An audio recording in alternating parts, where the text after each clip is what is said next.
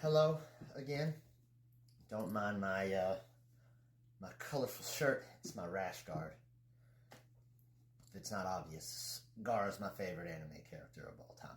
But anyway, back with another book. That was right on the line. Anyway, The Forgotten Tale for the Good of the People. This book is it's important for two reasons. One, this is where I switched who does my cover art, and I found the guy who does my cover art now, and does an amazing job. He breathes so much life into these covers. It's immeasurable. It makes a world of difference, even in my opinion, just by looking at them.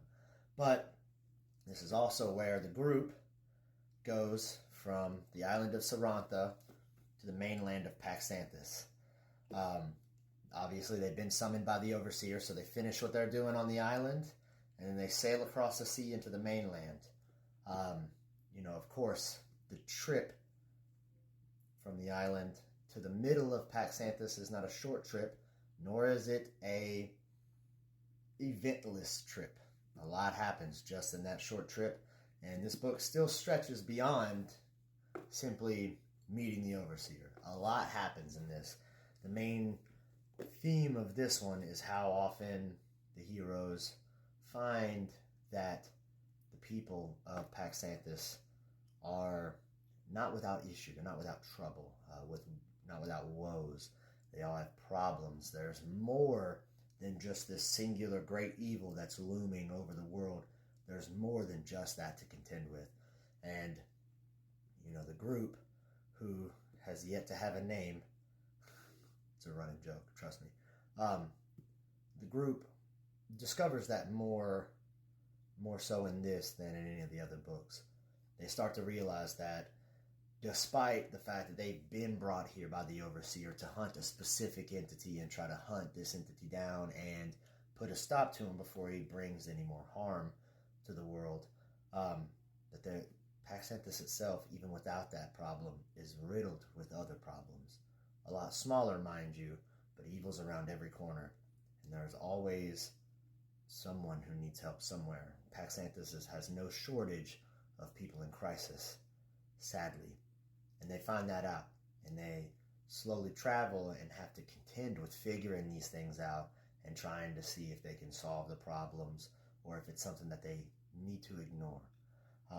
This book is a lot about finding their way, figuring out their place in the world, in this specific world, and, deciding amongst themselves, because like I said, they all have different thoughts, different opinions, different personalities.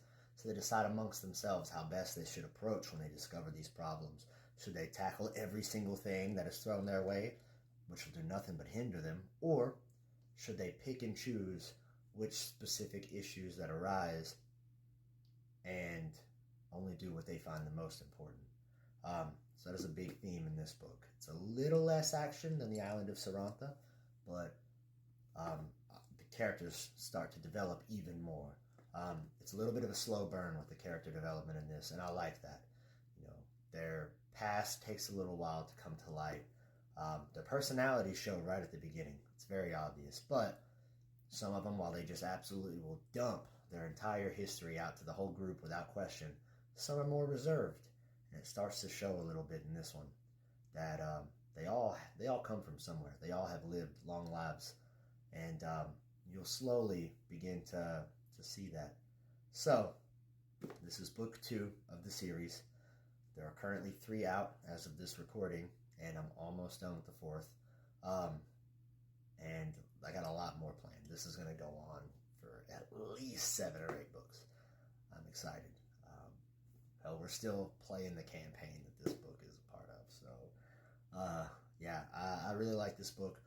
I like all of them. Just like I was saying in the previous one, I feel like with the Forgotten Tale series, every book is better than the last, and this stands true. I feel like this book is better than the first, and I feel like the third book is better than this one, just because the story gets more weight and characters get more personable.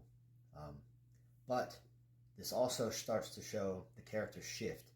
I want to point that out too before I I guess, run out of time. I don't want to go on too long. But the characters in here do start to slowly like deviate from their original personalities. The world of Paxanthus doesn't have zero effect on them. You know, the things that they face do change them as characters, and they develop as such. Despite not being in their home worlds, obviously they are very much still alive. They still feel, they still interpret, and it shows. They slowly start to drift different directions depending on which one you're paying the most attention to.